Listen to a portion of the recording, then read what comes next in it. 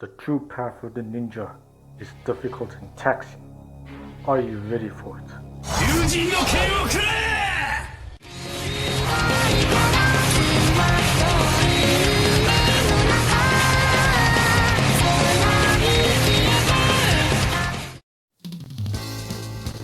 Yo, what's up players, DJay95 here, and today we're going to do a DJay95 discussion video on one of Sega's arcade classics.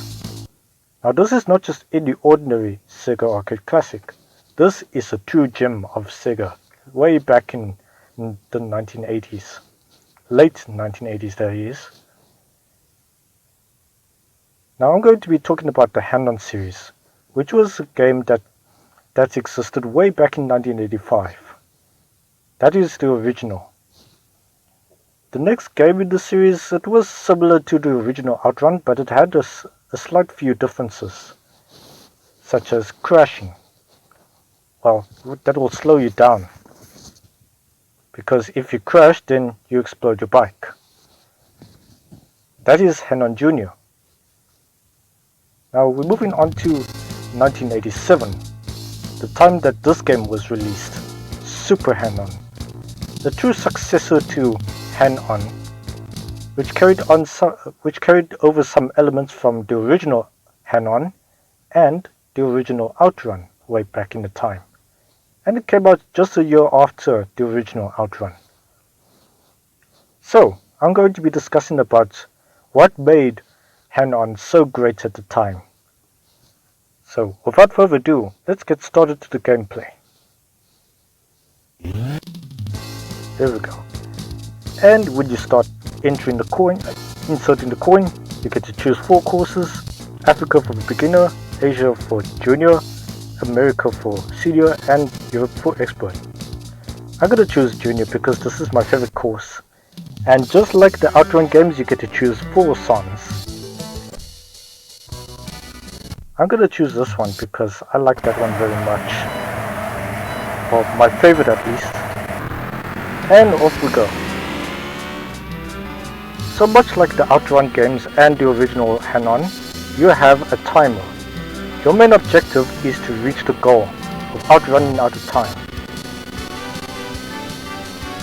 Oh! And there's one exciting feature about this game that carried over: the supercharger boost. This is a new type of move that allows you to exceed your normal speeds up to 80 kilometers. And supposedly you can reach a speed of 324 kilometers per hour. Pretty fast, crazy, right? But also, just like the original Outrun, damn it. Much like the original Hand-On and Outrun games, you have to make sure you don't crash. Otherwise, there's a low chance of you reaching the next checkpoint in time. Also, avoid crashing into other bikes because that will also slow you down dramatically. And there, I just ran out of time. I should have made quicker, but again I was too focused on the gameplay instead. And yes, much like Outrun itself, it has its own ending song when your game is over. I'm not worried about entering my initials. But it was more than just the gameplay that was really good. There was also the music too. Supposedly I do like Outrun's music over Hand-On, but I do admit the song in this game is actually good. Well, all of them actually. That's one thing I can appreciate from Sega. That is also what makes this game a true gem at the time. There are 2 versions of this game, including the stand-up version and the sit-down version. Supposedly for the stand-up version you get to use your steering wheel and your throttle and brake paddles. But for the sit-down version, it gives it some sort of motorbike racing feel to it, as if you're racing with an actual motorbike.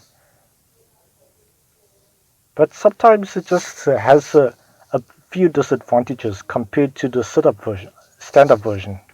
Man, I keep messing up words. But I think there are a few reasons as to why the Super Hand-On is a true gem of 1987.